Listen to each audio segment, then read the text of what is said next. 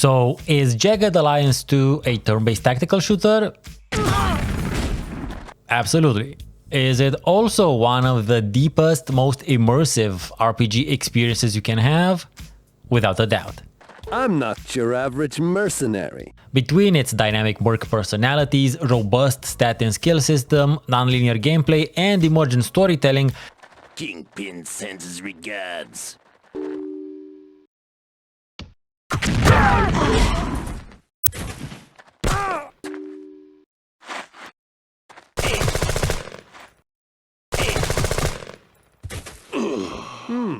it captures that elusive RPG alchemy better than most modern games that actually call themselves RPGs.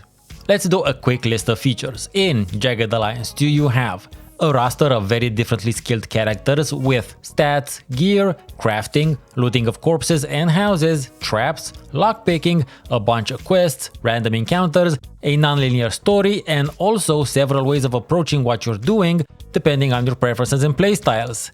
Sounds way more like a cRPG, at least according to me.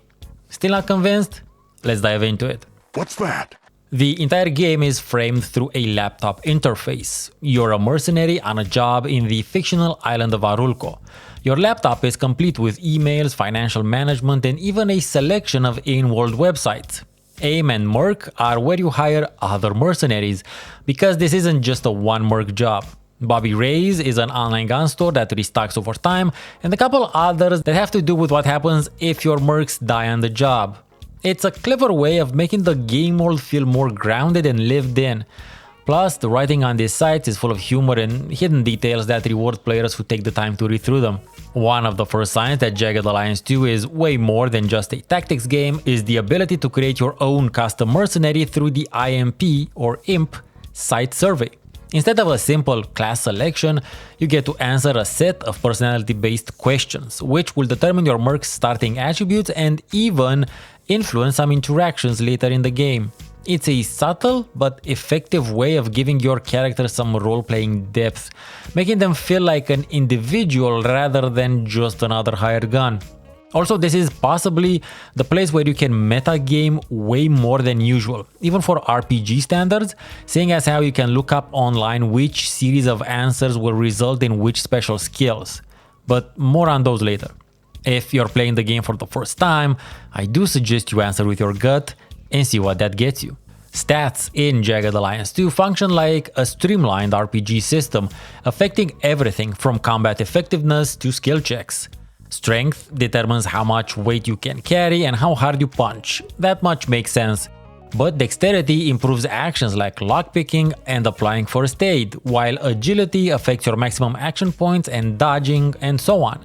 Even wisdom plays a big role as it dictates how quickly a merc improves their skill. The best part is that stats can improve through use. A super classic RPG mechanic that I'd much rather prefer to point buying systems, to be honest. If a merc keeps getting shot at and not hit, their agility will improve, thus becoming harder to kill. If they keep trading marksmanship, they'll hit more shots. It's a system that rewards long-term investment, making your mercs feel like they're actually growing rather than staying static throughout the campaign or getting big spikes in capability when they reach a new level, like in a traditional RPG. That said, the mercs do have a global experience level which goes up, and when it does, it buffs a merc's interrupt chances, as well as their ability to detect traps, move silently, and spot camouflaged and hidden enemies. The other thing an increased experience level will do is it will make the merc require a raise in their salary. My uncle would be proud. I will soon be asking same price as the great Ivan. So here's a quick tip, always keep an eye on the XP level, and when they're about to level up, renew their contract. Several times if possible. It will save you some cash, especially during the first half of the game when you're building up your income sources. Ask and ye shall receive, dude. I'm in.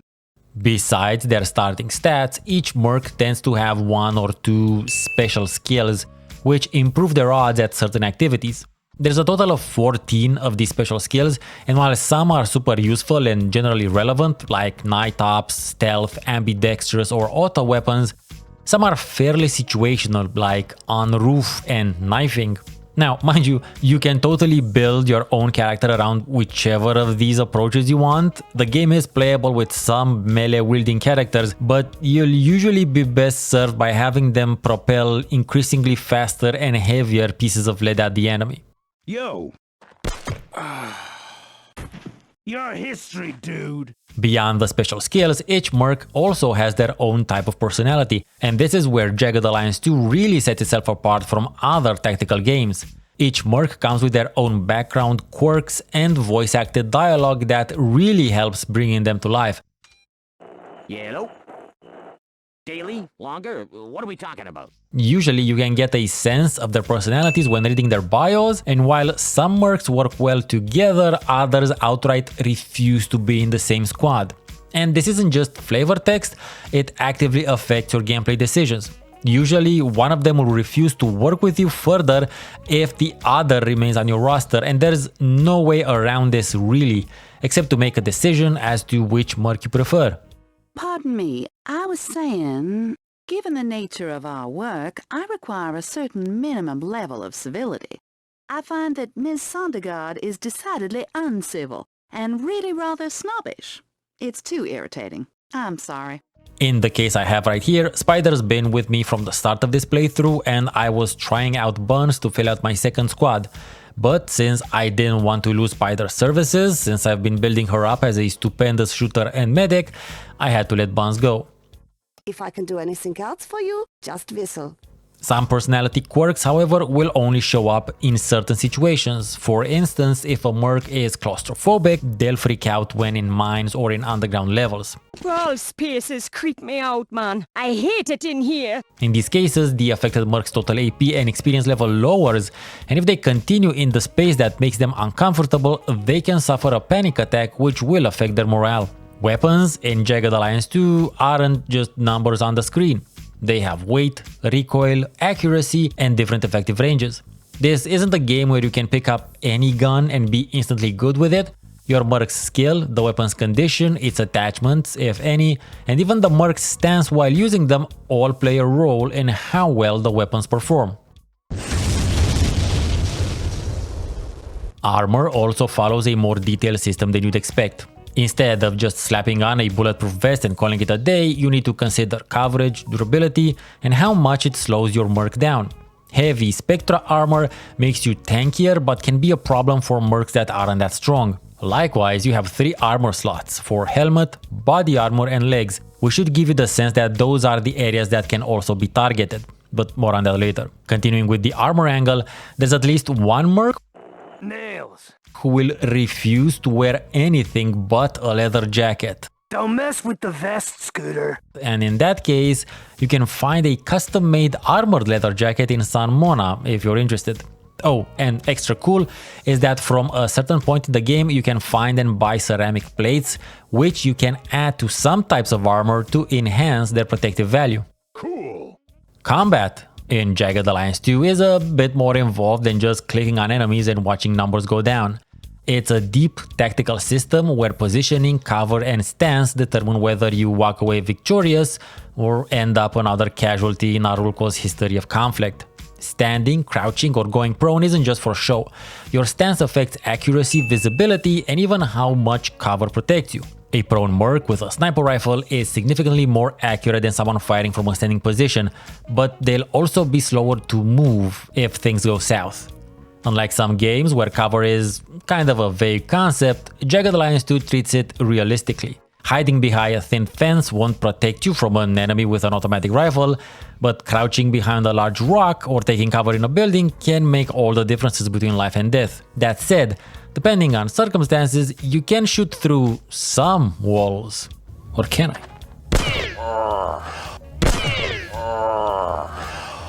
Holy fuck! There's stuff. I didn't know you can do that. He shot through the bamboo walls. Did you know he can do that? Every shot can be aimed at the head, torso, or legs. Headshots deal more damage but are harder to land. Shooting the torso is the safest bet for reliability, while leg shots can cripple an enemy, reducing their mobility and making them an easier target for follow-up attacks. Silencers, scopes, laser sights, these aren't just cosmetic. A suppressor keeps your merc from alerting the entire map, while a scope can dramatically improve accuracy at long range. Each attachment changes how your weapon handles, adding another layer of customization and strategy. Now, keep in mind that, for instance, using a rifle with a scope attached, while it will make the shot more accurate, it will also cost you a bit more AP because of the time required to look through the scope. Mastering these elements is key to survival, and unlike many turn-based games, you can't just brute force your way through. Smart positioning, proper use of stances, and understanding how your weapons function will determine whether your squad thrives or gets wiped out.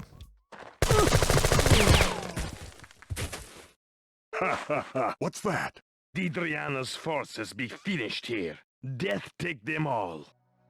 If you're digging this video and want to dive deeper into the world of retro PC gaming, hit that subscribe button to get notified whenever I post a new video. Let's keep the flame of retro PC gaming alive together. Jagged Alliance 2 employs a surprisingly detailed ballistic system for a turn-based game of the time. Every bullet is individually simulated, with factors like trajectory, penetration, and impact taken into account. Accuracy isn't just a dice roll, it's affected by distance, the shooter's skill, the weapon's condition, the stance of the merc, and whether or not the bullet hits anything else on the way to its intended target. Bullets can ricochet off surfaces, penetrate weak cover, and sometimes even hit unintended targets if they miss their original mark. The game also accounts for bullet velocity, meaning that heavier calibers have better armor penetration, while smaller rounds can be stopped by vests more easily. This applies also if a bullet grazes other objects on its trajectory, making it do way less damage than it normally would when it eventually hits. This level of depth makes firefights feel incredibly dynamic, forcing you to think about more than just point-and-click shooting and generally being very careful with your mercs. Another classic RPG element, random encounters are also present on Arulco. While moving across the map, you can be ambushed by enemy patrols and giant cats. Putty cat. I'm sure I see a putty cat. Stumble upon hidden caches of loot, or even run into NPCs with quests. These moments break up the usual flow of gameplay and add an element of unpredictability. You're never just traveling, you're navigating a living world where danger and opportunity lurk around every corner. It should be clear by now that Jagged Alliance 2 neither holds your hand nor does it push you down a linear path. You can approach the game in a variety of ways, going whichever direction you wish after you land in Omerta. Now, truth be told, you should always go for Drasen first, seeing as how it's the closest town. It has a mine which can start bringing income for you, as well as an airport where you can receive shipments for Bobby Rays.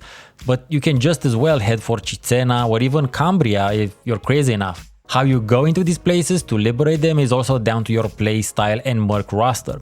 You can go storming in, guns a-blazing in broad daylight, with more expendable mercs, let's say, whom you've already taken out insurance policies on, wink wink. Or you can sneak in during the night with a contingent of night ops and stealth mercs to take out as many enemies as possible till you're discovered, and then retreating to rest, heal, and hit them again till you have superior numbers. I'm glad that's over. No more enemies, just casualties. Different mercs will have different reactions to how you play. They all fell like pantyhose from a $5 woman. Some love a good bloodbath, while others prefer a more tactical, cautious approach. And because of this flexibility, every playthrough feels fresh. You can approach each playthrough with new characters, find different ways to complete objectives, or even change your entire strategy based on how events unfold. This territory contains evil that must be confronted. For instance, if you have one or more explosive experts, you can do away with a lot of the stealth approach and instead choose the element of surprise of blowing up pieces of an enemy building's walls and getting in that way. This is yet another option in your toolbox. There is 13 main quests in the entirety of the game, which is true, not a lot of quests in as far as a more traditional RPG is concerned, though there is one quest in particular I wish to spotlight, the one where you have to retrieve a chalice from a museum. Despite the game taking place in the present day, sort of the late 1990s, this quest feels like something straight out of a classic fantasy RPG. Breaking into a guarded location, retrieving a mystical item, and dealing with the consequences.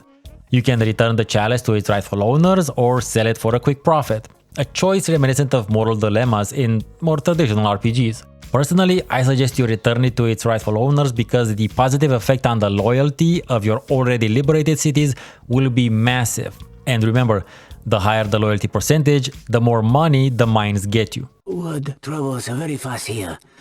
Your journey shall be facilitated by their gratefulness.